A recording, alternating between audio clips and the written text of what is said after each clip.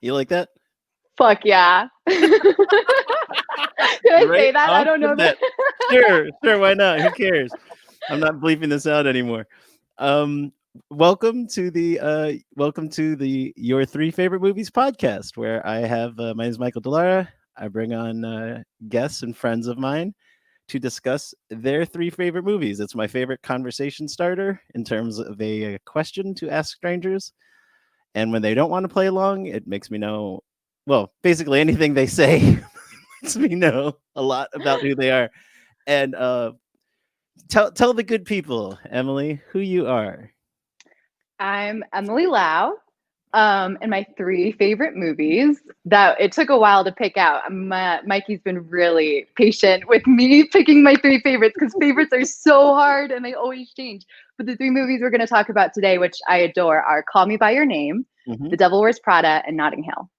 Yes. Full disclosure. We were talking about this before we went on that Emily and I met a little over a year ago, and I thought she was cool. She was a cool chick. We got along great, and then like a couple months ago, she was like, "Hey, your movie podcast," and I was like, "Yeah, because I love movies, and not everybody else loves movies, but I love movies and I love talking about the movies that people love." And she's like, "Yeah, I love movies," and I was like, "Oh, okay, cool, you love movies." And then she started talking about movies. I was like, "Oh, she loves movies. She like for Yep. real loves movies." So then I got really excited, and yes, you did change your list several times.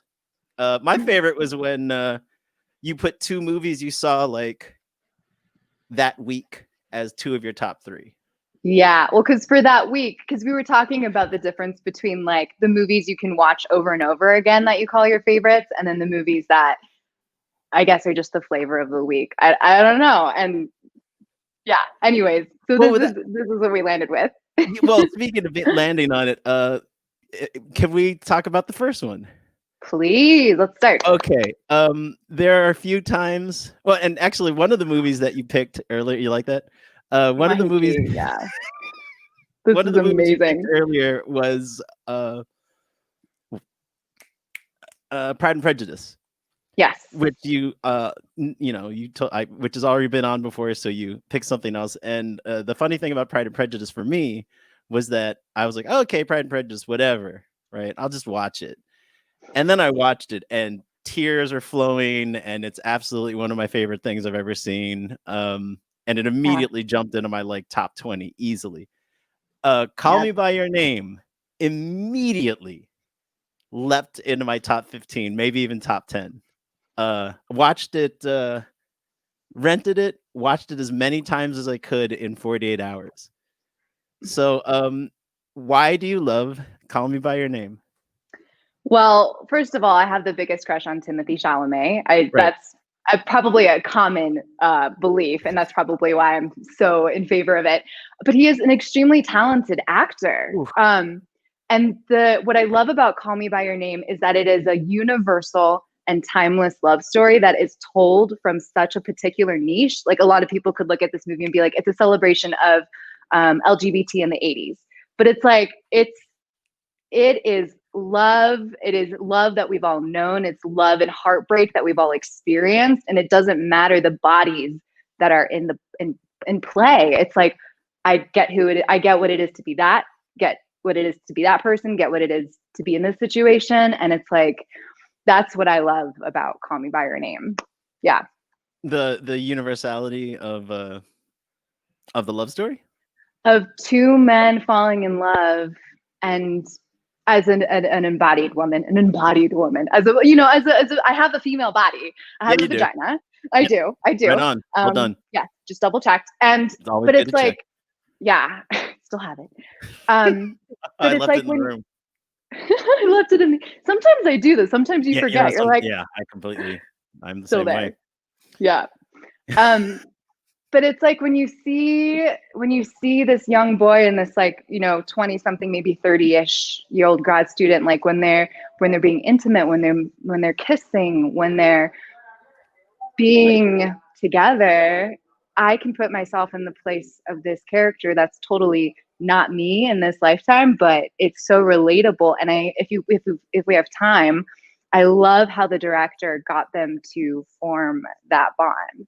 Did you find out anything about that? No, you tell me because Yeah. I've got the but go please tell me. Yeah. Well, they say it a lot in interviews, and I'm a geek, so I log on to YouTube and I look up interviews with these guys. You're And like right what after you the see the movie and you love it, you immediately look yes, for everything you possibly can. yes, who is Okay. Timothy Chalamet dating? Yes. Right. I like how I was talking about the movie and I was calling him Timothée Chalamet. That's closer to how it's actually supposed to be pronounced. No. Really? Timothée, at least, not the Oh, okay. Chalamet part, but yeah. Well, clearly not. My sister and I were talking about who I was like, "Who is Timofey?" And then my older sister was like, "Oh, he worked in Baltimore at like a pharmacy." And he was like, "Hi, I'm Timofey. Let me get your parents' script for you and whatnot." And I was like, "Okay, that's not this Wow. actor at all. Okay, No, that's not a real person." But go on. So how I did they bought it. create this bond? The Off screen. director, yeah, off screen, the director had the two main characters who are played by Timothy and Armie Hammer, and he had them. He started filming them. He was giving them the impression that it was a first role, like take one, and it's the first scene where they kiss, and they're Wait, that's the first time they got together? Like the first shot? it was one of the first things they filmed together. Okay. Because they wanted to like get it, like a test or like a chemistry sort of blah blah. And so the director was filming, and Timothy and Armie start to kiss, and all this stuff, and they really start to get into it. And then they stop for a second, and they realize the director had left. He had left with his camera. He had left them, and they were left together. What did he just do to us? But I think that's what makes the movie so real and so raw, is that because what I see is like two people who actually do have this caring for each other that is so it's not widely acceptable, because these are two straight men depicting two not even gay guys in the 80s. Right. That's the thing. They're not labeled as gay. They don't label themselves as gay. They don't act purely from same-sex attraction. Right. But the director was able to create this out of this world bond between them, like in this world, and then bring it to the screen, which is, come on. I mean, I'd heard the same story about well, not the same story, but I'd heard the story about the movie something, is it Out of Watch? No, it's the Jake Gyllenhaal, Michael, what's his face? Damn it, I can't believe I forgot the name. End of Fassbender? Watch. I don't know. End of Watch. I haven't seen that movie. Cop buddy movie where they did not get along, and he made them basically hang out for 6 months before the shooting, so they developed their chemistry. What totally blew me away about what totally blew me away about this was exactly that. Like at first you're like, oh, this is the 80s, and I mean, I think about the 80s, and this was pre-AIDS, and when I think about growing up in the 90s, I think, oh, we were so hip and we were so in allowance and blah blah blah. And then I look back, I was like, no, we weren't. No, we weren't in society. We were awful. And then I was like, oh God, it's the 80s. But the time and place of it being, well, it's taking place in Italy.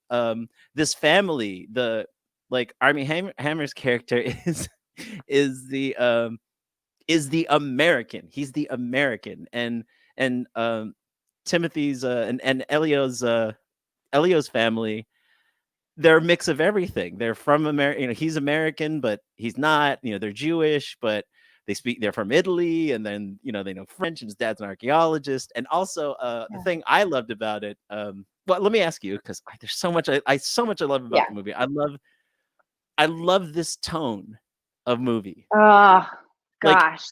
where it's like, okay, in the universe we're in, this is real. This is everything that happens in this movie is totally what you could see people doing. It's not like really out there. Even with my sci-fi, I like when people are being real.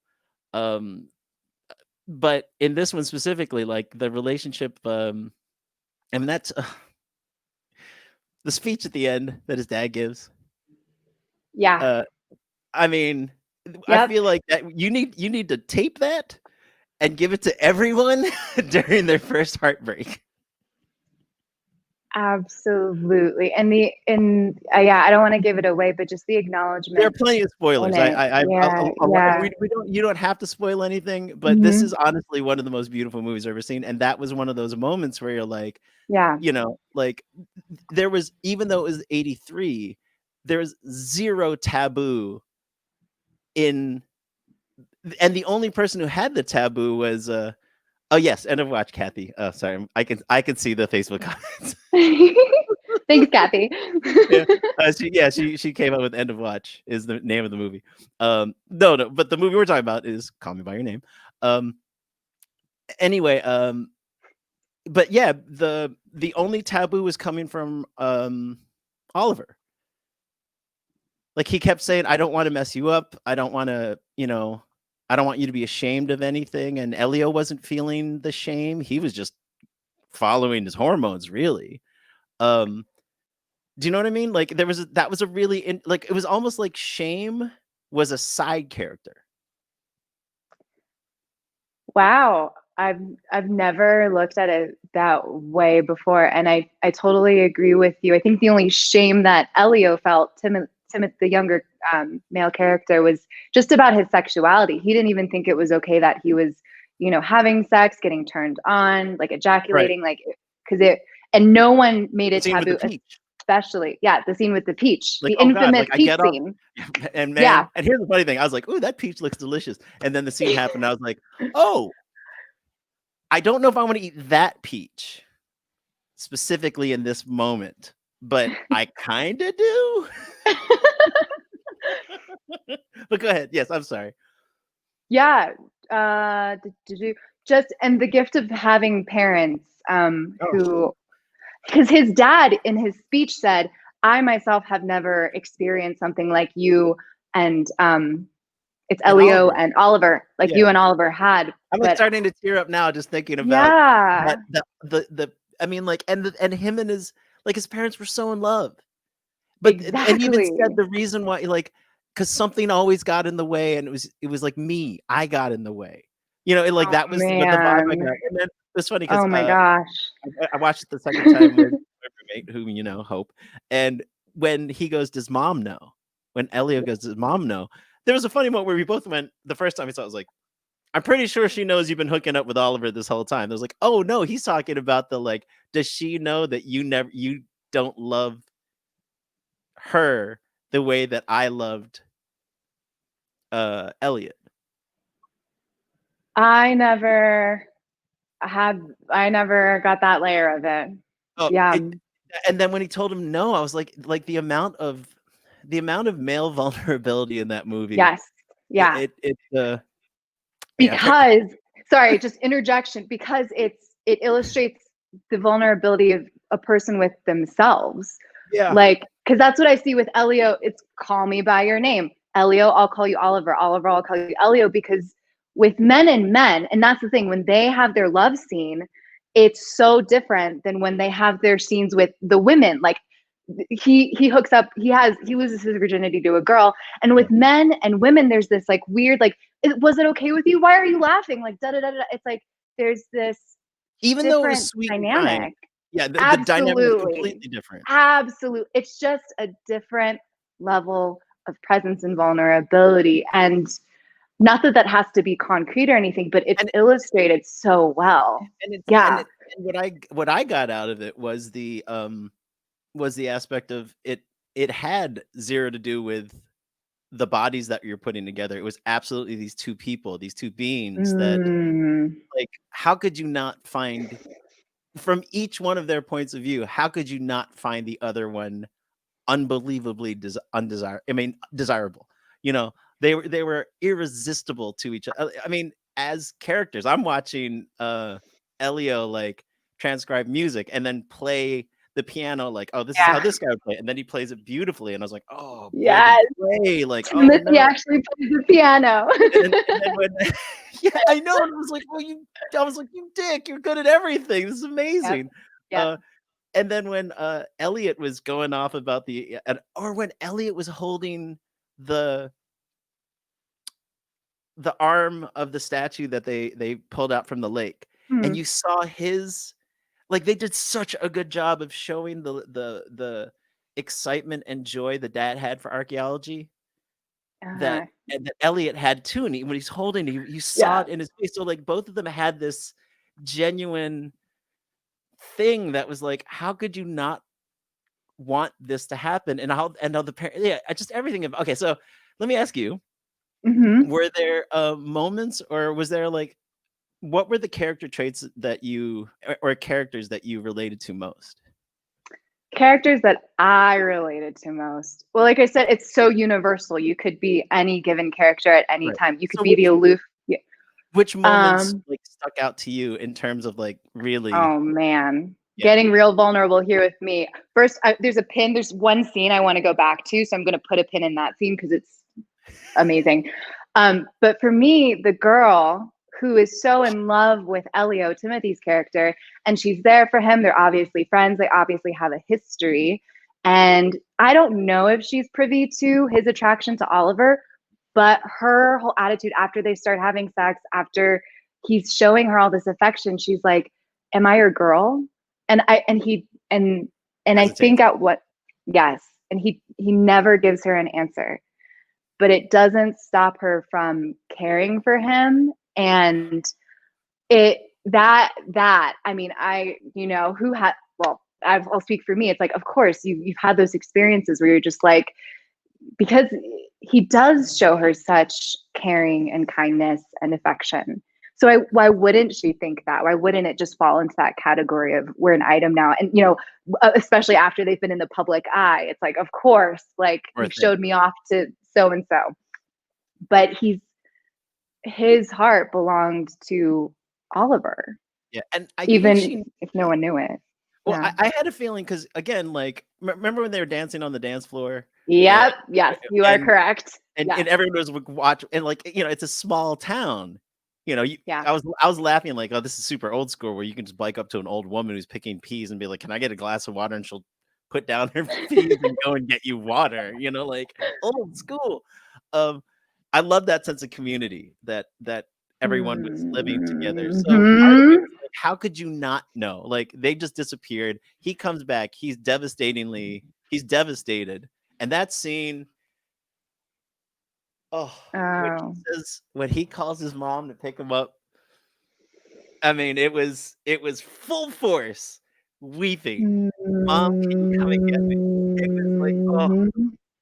And that's another, like, so relatable. I don't, again, correct me if I'm wrong, like if I just live in my fantasy world of like romance movies, but that I think we talked about this pretty early on, but you have this amazing experience with somebody and it's almost like it's the pinnacle, and that's illustrated yeah. by them climbing that the mountain at the end together, and Oof. then they both know it's over. Yeah. And it's Oh, like, and the goodbye scene. yeah, I mean, two, 3 words were exchanged between them, maybe? God. Like, okay. Like, it was they just, like, I mean, that was everything about it. Okay, I wanna keep talking about this because I I really know this. We should just do one. We it's should just so talk about this phenomenal. movie. It was so beyond because the but I like, so about that, it seems like vulnerability seems to be the through line with all the moments that connected with you in an intense way. Yeah, and how much of a masterpiece the movie truly is, from soundtrack Perfect to movie. Perfect credits. movie. Yeah. It is. The last 10 Freaking is. minutes were Ah, I don't even get me started on the last 10 minutes. Don't even get me started on that. the la Ugh. I've never seen anything like that before where, from an actor point of view where it's like, "We're just gonna leave the camera on you. We're just gonna let it roll, and you're gonna deal with this. And we're just gonna watch you deal with this." And as the credits are rolling and and then interrupted finally Hmm. by his mom, Elio, like, Ugh. time for dinner. It's such a beyond. I was actually talking about this with my sister today that so many of my favorite romantic movies are all gay movies. Like they're Yes. all between two men, and I was looking at what that was, and at least the aspect for me was I mean, it's 2020, so it's totally different. It's different than it was not that long ago, but it still is a beyond this reality for a lot of people to be like two beings can connect, and it doesn't matter what their bodies are, and especially like you said, they weren't strictly gay. Like Yeah. Elio liked that girl, homeboy. Well, I mean, we don't know if. What did you think, Oliver? Do you think he was in the same boat? With the girl he was hooking up with? Or well, I mean, he ended up with someone else. I mean, Yeah. clearly. I think Oliver is one of the most complex characters because he might actually have the least vulnerability with himself because he is the Totally. winner. He's the playboy. He's the initiator. He is the chooser, really. And he, for me, that was almost like a cop out. Like, of course, he was going to do like the normal thing and end up with somebody who fit. Right. And but Oh, who knows? Maybe he did really, as much as Oliver could, love somebody. well, it was I think that was answered in the end. I think that was answered when they called each other by their names over the phone.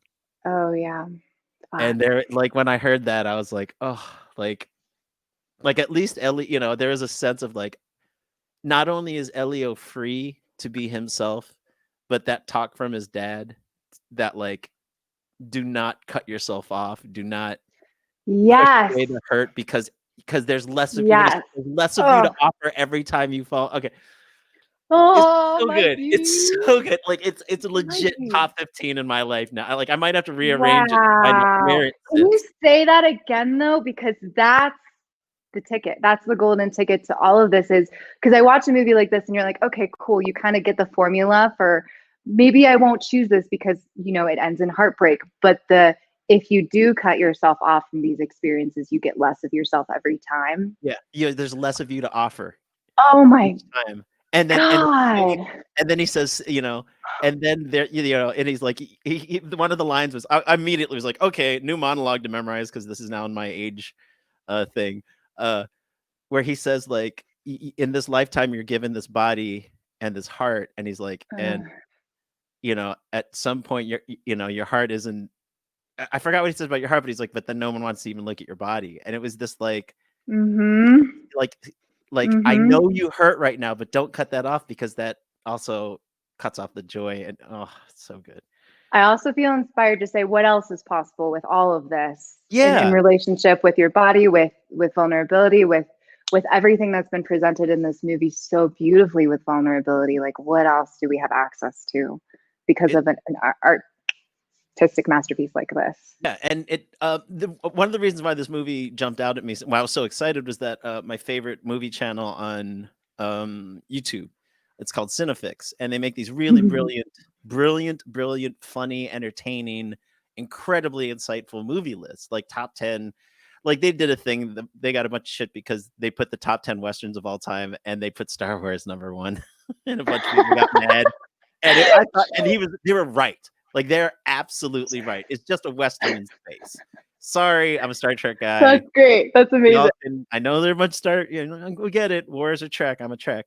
Um, but they on their like 100th episode, the narrator talked about his favorite movies of all time, his own personal list, and in number one was the movies that exposed me to a point of view that I didn't have, that I couldn't possibly Man. relate to, and this was number one. And you can totally, again, this isn't the typical, like one of my favorite movies is Jeffrey. Are you familiar with it? I've never, It's basically about this gay man in the early 90s, late 80s, navigating New York in the AIDS crisis, and he falls in love with a man who's HIV positive. It's really it's hilarious. It's such a great it's comedy. hilarious. It's Is not what so I expected after funny. that. It's Steven Weber from Wings, dude Yeah. from the TV show Pretender, Jean-Luc Picard is in it. Um, the actual captain, not Patrick Stewart, no. Um, but like a lot of LGBTQ movies are framed in one of the letters. Yes. And this Mhm. movie is absolutely not. It is all of the letters. It's all of the being. We've spoken a lot on this movie. Let's move on to the next one, shall we? Sure. Do you mind if I vape for a second? We can continue. I got so excited and I was just like, oh, let me I don't think any of take it. in I don't this think it's gonna. moment.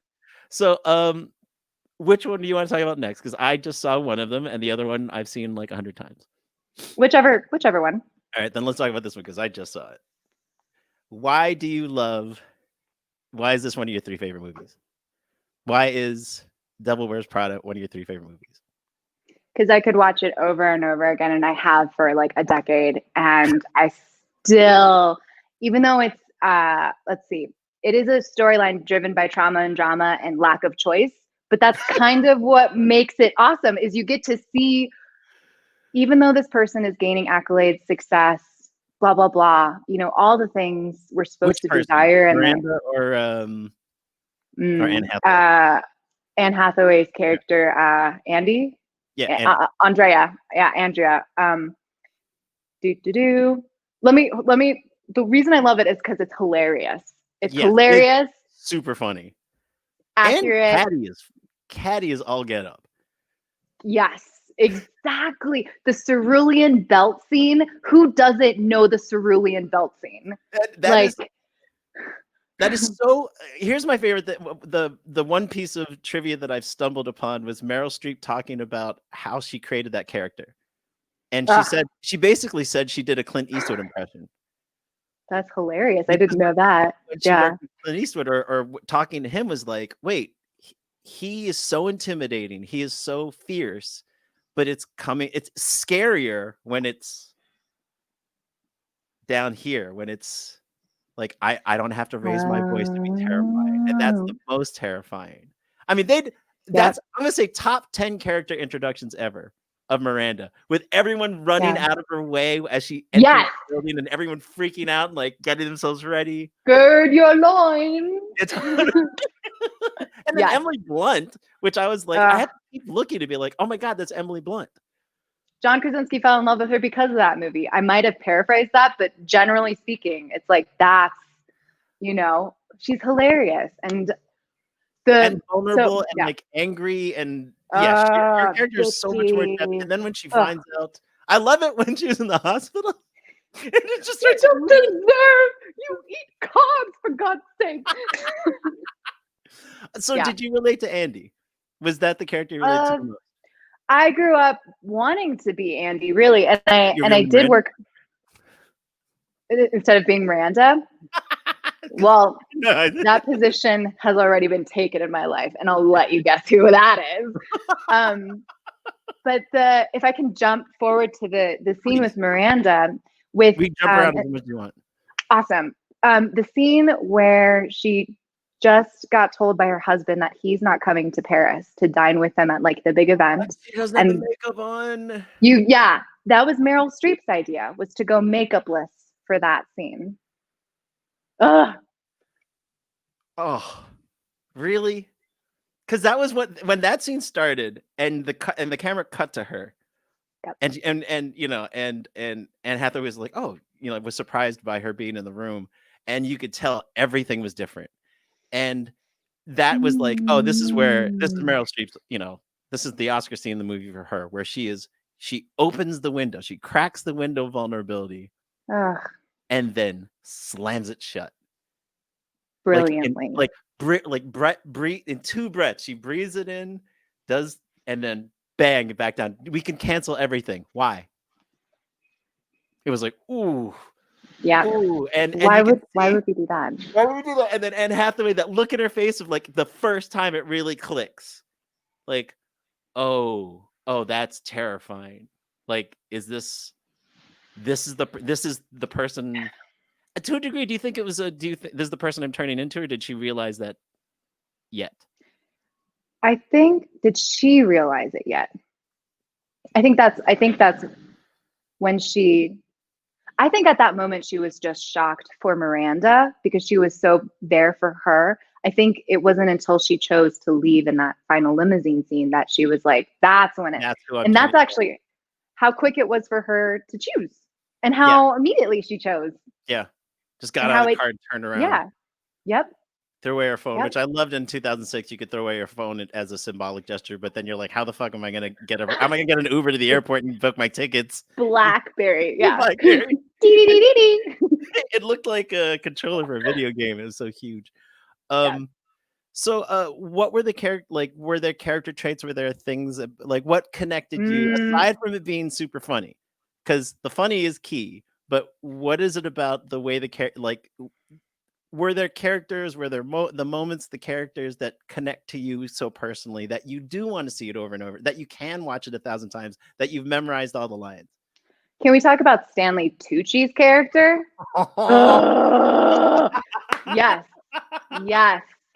So his his ability to, for me, that scene where he's like, you to Andy, you have the job that a million girls would kill for, and she doesn't get it. She just Yeah. thinks that blah. She has a fashion internship, and when he She had, tells the story, I think it's not even a fashion internship to her. It's just a fucking internship that I need on my resume to get to the next thing, to which get is to the better. next thing. Yeah, Which and that was that scene when he, oh man, when he does the like, you have no idea what this magazine means to people, and then a says, beacon of hope. yeah, for Yeah, a boy who faked going to practice, but was actually what was the line? You know the movie. yeah. Who faked going to like play sports practice and like was in the attic or under the cover secretly reading Yeah. the pages of Runway, the That for magazine. me, Yeah. because full disclosure, as I'm watching, I'm just like, Andy's right. Like she's being totally superior right now, but she's right. Like to me, fashion's dumb. And then as soon as he gave that monologue, I was like, oh, I am wrong. I am wrong. I am wrong. I get it. I can see this is the value. This is it. And when he said they're Mm, artists, great artists have crossed through these pages. And I was like, he's absolutely right. yep. Which is it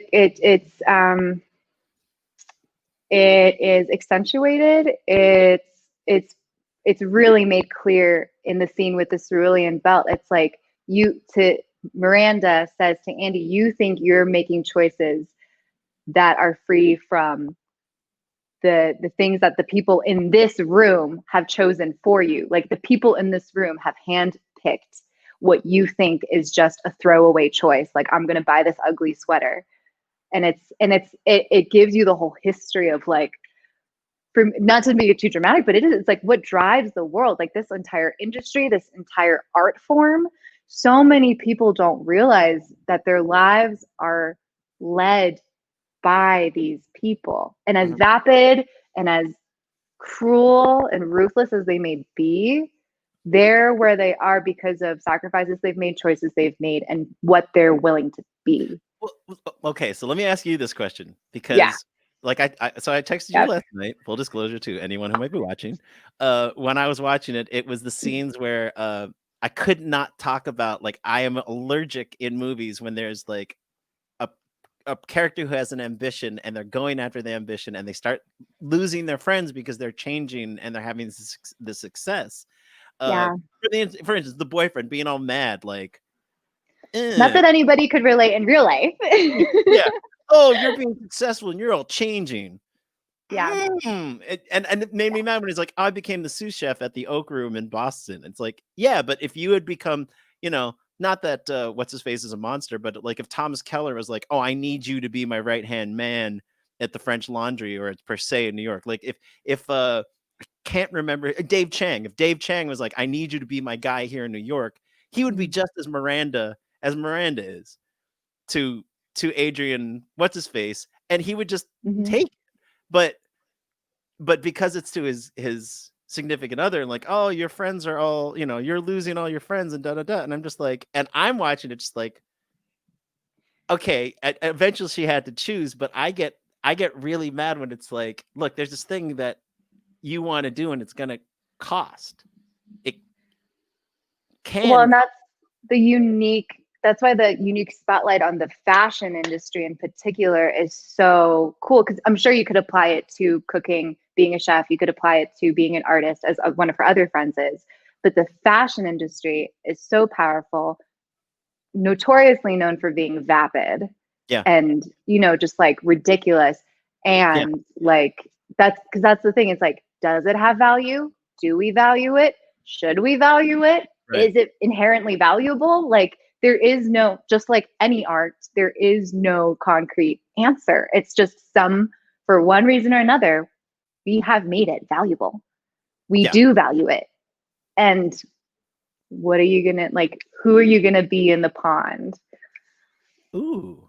And so what is your answer? Who are you gonna be in the pond? This is so lame. Is it? I was gonna say be yourself, but who are you gonna be in the pond? I love it. Huh? Be Lame. yourself. Well, I mean, but that's what we got from Homegirl, from Anne Hathaway. In that moment in the car, when Miranda straight up was like, "You've already done it. You've You know, already, yep. you've already, you know, been as cruel as you just saw me be."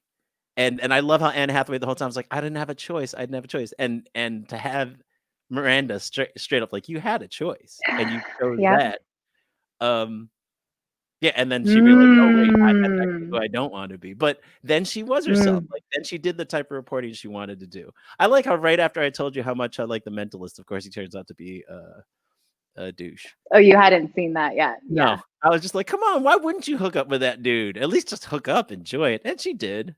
And I love how to me the most attractive she was her walk of shame that morning. She, well, I and like the cool pale thing girls is with dark eye makeup. she did look, with that bustier, absolutely gorgeous. And also, I'm not your baby. Yeah. Like that Yeah. Okay, I'll taking, say yeah. this right now. I love Anne Hathaway. I don't know what She's happened in the world that made people not wanna like her, but everyone was wrong from the beginning. Princess Diaries on. I've been a huge fan. I actually amazing. I haven't even seen Interstellar, but I have seen the monologue that everybody makes fun of about her love thing. But guess what? Christopher Nolan was like, "Yeah, that's what the whole movie's about, so who are you mad at, her or Christopher Nolan?" Like, anyway, Anne Hathaway fan, was psyched to watch the movie, and yeah, yeah. Is there anything you else want to say about why you love it so much? I think we covered pretty much. I Okay, mean, yeah, cool, very good. most Okay, everything. Yep. so let's move on to movie number 3. This is great. This is absolutely one of my favorite movies of all time. Why did you choose Notting Hill? It's another movie that I've been watching for over a decade, actually, that is so witty, so artistically brilliant, so well filmed, so like relatable. And so, do you know how Notting Hill, the script for Notting Hill, came about? Go on. Yes, the director or the writer. Yes, they're two different people. Um, the writer was contemplating, I think, like at Christmas or some like family holiday, what it would be like if he brought someone home as his date who was incredibly famous, and like how his family would react. And therein was birth. Funniest scene of the whole movie. Exactly, exactly. The What are one your person, friends gonna say? Yeah, and of it's course, I my love how favorite scene everyone too. loves the one person who doesn't recognize her. He just walks in. He's like, "Hey, what's up? Nice to meet Yeah, you." you make Okay, movies. well then. Yeah, yeah. Yeah. And then the whole like, we could totally be best friends and we can go shopping. It's so good. It's so good. Yep. Um, Yep. And when what they if all, yep. no, go ahead, go ahead. I don't, when, and one of my, and I wonder how they scripted this in the actual script is when they say goodbye, bye, for after dinner, they shut the door and then they all squeal and he goes, they They do always do anyway. that when I leave. I hate it. How did they script that squeal? And like, just, it's something that is so organic that I wonder how they even relate it to the actors. There Yeah. there's so many things in that movie where like I will always be like, you know, question, Horse and Hounds? Like Horse and Hounds magazine. I will always are there any Horse and horses hounds. in this? Are there any hounds? No. Why? Because Yes. it's in space. I mean, I don't love British comedy. I really don't. Like there's certain British comedies that I think are great. But on the whole, it's actually why I don't love most British stand-up comics. Why I don't like I've never been a huge Monty Python fan, but I love each one of them individually, and it makes me laugh hearing them talk about Monty Python. But if you put on a sketch, I'll just be like, okay, like I'm cool. There's something about this movie where there's like a heart to it and an earnestness in all the characters. Like no one's trying to do any harm. It's just they're all everyone's just living their life. And they're not like Yeah. there I don't know. There's a I mean, I thought the scene where he catches the guy stealing the book Hmm. and the way he makes him give up the book, that's so that's some high level Hugh Grant awesomeness. Although I was told that he said like About a Boys is the closest thing to him as in real life. Mm. So like the charming, Womanizer. well, yeah, that kind of asshole is more of who he is. But like him in Notting Hill is just it's just so great. It's so like Yeah. Diffident. That's, I looked up that word when I heard it, someone call him that in the movie, but that perfectly describes like sort of ineffectual, shy, like insecure. The thing they always make fun of Hugh Grant for. Placed next to this powerhouse woman who is like so seasoned in her industry and also learning to be just a girl. oh, oh come on. It's one of the greatest monologues ever. Actually, there was a when COVID started, the shutdown started, one of the casting directors did this thing that was like uh opposite gender monologue. Do a monologue from, someone Mm, not your sex. And I picked the but I'm also just a girl standing in front of a boy. wow. You love her? Yeah. And it was so Wow. funny. It's the most fun thing I ever did because it was like this is one of my favorite scenes ever. And that scene when he's relaying it to his friends and the camera's panning across to show all their reactions. Yeah. And then, Wait. Yeah. at the Yes. end when he Yeah. looks up and he's like, I fucked up. Yeah. And then the whole chase scene of the music. Oh, give me some of loving. Give Yeah, me some of loving. I love you when he stops traffic. And Yeah. I just watched Snowden. Have you seen it? Mm-mm. It's very good. Very, very good. I think it's Oliver Stone's best movie, easily. That and Nixon are my two favorites. But what was funny to me was that there's a character in Snowden. This guy worked for the CIA, and he was cold blooded, and there was something creepy about him, and awful, and just dark. And I was like, well, that guy looks so familiar. It's the wacky friend, his roommate. Oh, yeah. And I was like, Cool. whoa, like, look at you, man. You're killing it. If you're gonna be this guy too.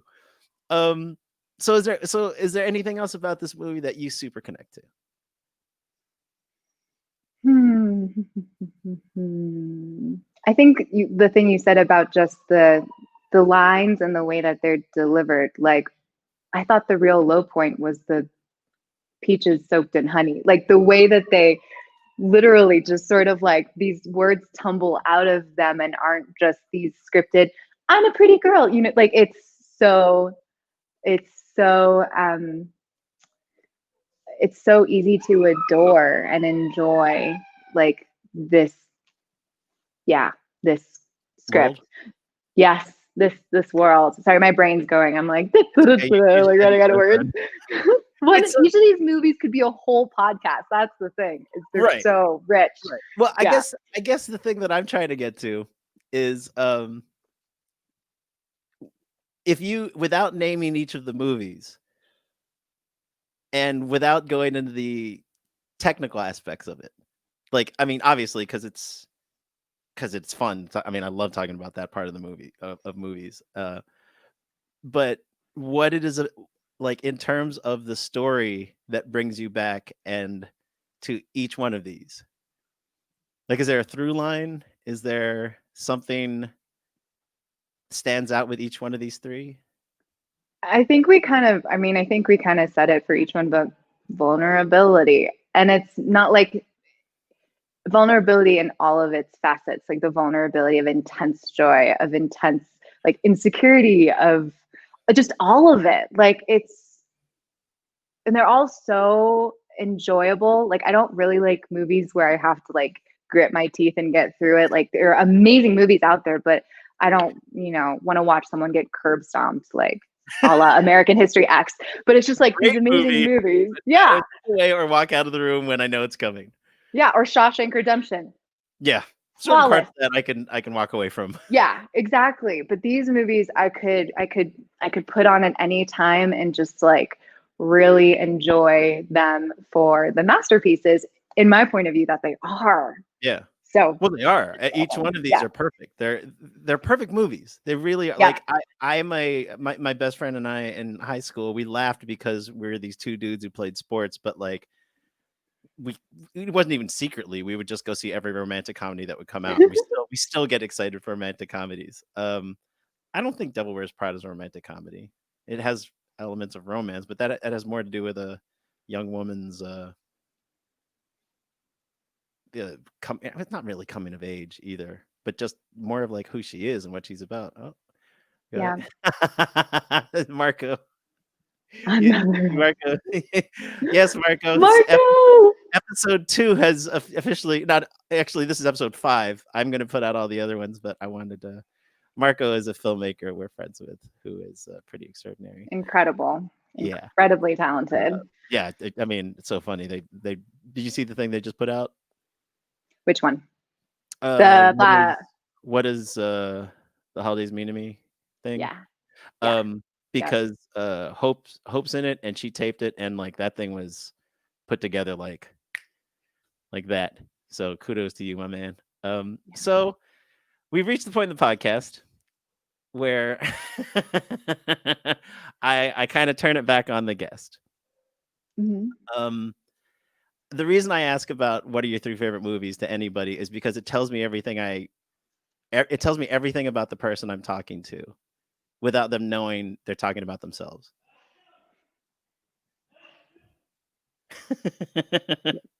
So in these movies, Mhm. that's why I kept saying, well, what connects you to it? What's the thing with you and the vulnerability, the being yourself? Um, what's interesting to me about all these movies is that Mm. there's a brilliant, undeniably talented person in each one of these movies. You know, I mean, Notting Hill, Julie Roberts is clearly a star. I mean, that's her gig. But in Call Me by Your Name, everyone is brilliant. Oh, Every yep. single person in that, even the women who are taking care of the house were brilliant. Yep. Uh, but the thread that I do see, yeah, like vulnerability in all its aspects, and you even said it, like, yeah, there are some movies that are great, but I'm not going to put them in my top 3 because I just don't feel like watching someone's head explode. Nope. You know, like Nope. No, thank you. right. And like, there's to you, like, yeah, when we met, I was like, oh, this person is just who she is. Like, it was one of the reasons why I was so attracted to you as a friend. Just like, oh my God, she's just beautiful. And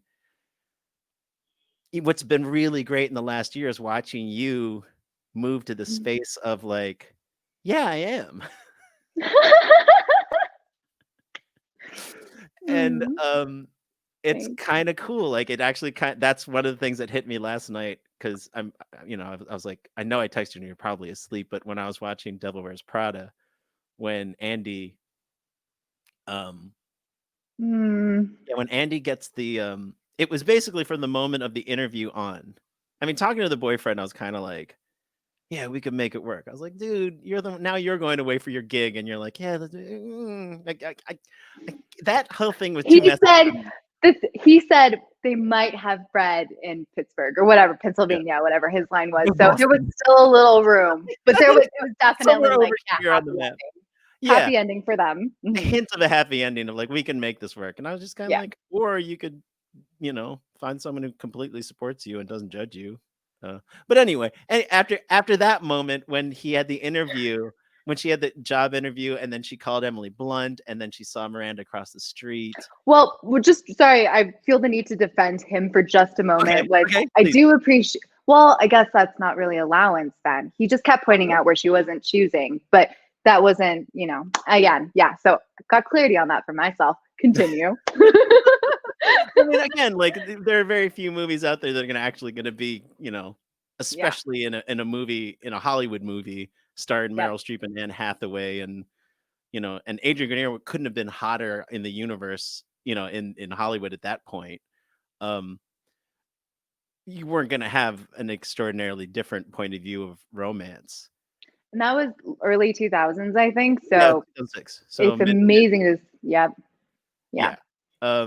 But yeah, that's kind of one of the things I loved about watching all of them again was Hmm.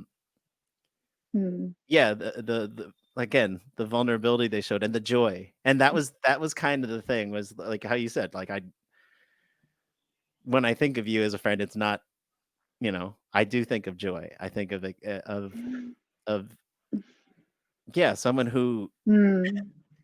even in the times I've seen you put your walls up, you weren't that great at it. Thank you. I well, and that's the fucking deal, right? And I actually just had a conversation about this before coming on to this amazing podcast with you is Sorry. this How no, can yeah, this you do that and not laugh?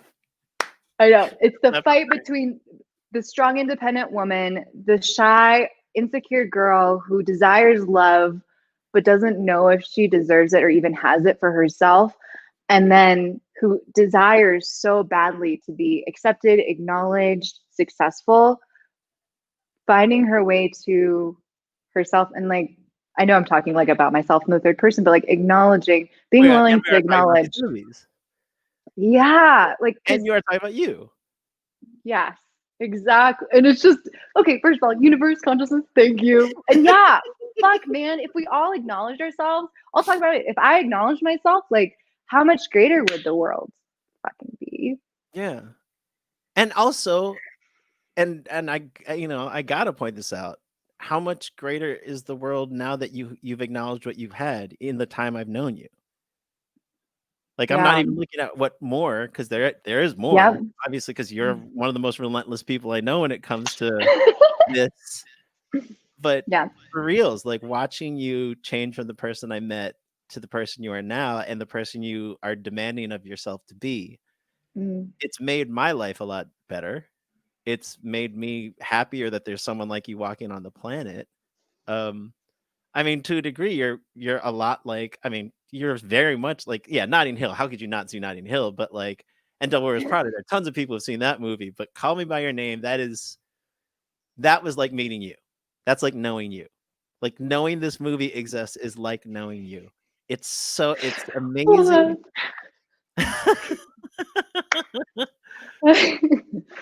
It's Wow. yeah, and I'm like, Mm. because I knew of the movie. I knew of it. Mhm. But when you in all the iterations of your list, it was always one. It was always It was always the first one. So I it was was like, "Oh, always okay, one. that's gotta be good." Like, it's something about this movie, and then, I mean, the pace, everything about it just wrecked me, and that's, like, kind of the gift of, like that's the gift of you is of, like, man, when someone gets to know you and and like and all of those things, like, you are all of those things, and none of those things are bad nor good. And when you just Um, be them without judgment, which is kind of what I loved about all these characters, like even what's her face? What's her face? Julie Roberts. At the end of the yeah. movie, she lowered all her barriers. I'm just a girl Mm. standing in front of a boy and gave it her best and walked away. Was like, "Okay, I gave my shot. He doesn't wanna love me. That's fine." And then Yeah. suddenly he races across the thing and, I'm with Blockbuster Video, movies are a business, where's the thing? Mhm. And calls on him for the last question, and that's so cute. He's like, "No, no, let him ask another question. Go ahead." Um, and I would say yes, Wow. and then Elvis Costello's voice starts coming on, and everyone's taking the pictures, and it's just them, but that was another moment in the movie, at least for me, that someone just was like, kinda yeah, she was herself. She lowered all her barriers, and she ended up actually getting something better than what she even hoped for. So that is my wish for you. And it's not even a wish because you're already creating it. You create it every time we talk. And yeah, I thank you for these movies. I love them. I really love them. I mean, one of them I already loved. One of them I knew I was gonna love. The other one blew my mind so hard. If anyone is out there and you're thinking about watching a movie, Call Me by Your Name. Absolutely Yeah. pure magic masterpiece of anything I want to see in the world. Yeah. Or just listen to the soundtrack because Mikey, we could have like, anyways, I could geek It's out. I could so geek good. out It's so bad. So uh, bad. it's Hope's favorite song, the one they played when they were at the mountains. Oh, yeah. And Let me, yeah. she told me that, and I was like, okay, cool. And you know how I feel about music. And then when it hit in the movie, I was like, Mm. if this was already your favorite song, this is just now now it's your favorite song for lifetimes. It hits perfectly. There's that song, and there's this other song on the thing that's like classical, but it hits hard. So I like get to crump to this classical song that's in my favorite I know movie, which one and you're it's talking like about. I know which one you're talking about. da da da da da da da, and they really go for it, and it's like what fucking contemporary composer genius came up with like again, and also I think one of the primary composers on the album is female, and again, just like so much adoration, so much admiration, so much gratitude that it's fucking in the world. So, Yeah, oh, yeah. and like, Like you. and yeah, I know I didn't realize this is gonna be about me, and like, Yeah, that's kind of this is yeah, the sort of turn that that's the whole podcast is that my friends like I love finding out what their three mm, favorite movies are because it's so funny. Episode 3 is with Sarah Watt, and the 3 she gave me, and it made me laugh so hard. How perfect is this? Gangs of New York, Pulp Fiction, Avatar. yeah, Yeah, how no, Sarah Watt are those movies? I was like, "So oh. Bill the Butcher." She's like, "Yeah," and I'm like, "Yeah, you are a badass. Like, you are a fucking badass." Yeah, And yeah, so thank you, thank you. This was yeah, thank you. Such a gift. I was just gonna say, if I ever have a bad day or if I ever doubt myself, I'm gonna go back and fucking rewatch. well, I would watch one Thank of these you 3 so movies. much. I don't know how you'd feel bad about watching these are a great 3. But it was so Well, funny with Natalie's 3. One of them was so like, "You like that movie?" yep, I know which one you're talking about. I think we It talked was about but the reason for it was, I think, what with made you it know, I brilliant. will put the episode out, and that is actually the most magical moment of the whole podcast is when we get to that of like, here's why I love it, and it was like, oh, I get it, and that does say everything about you. So Yeah. there you go. Well, thank you very much. Enjoy your dinner. Thank you. All right, I'm going to Good end the night. podcast. I'm going to hit the button that says end the podcast. So thanks for listening or watching. I appreciate it. And yeah, I don't have an ending for the podcast yet. Bum, ching. Thanks, Okay, Mikey. that'll work.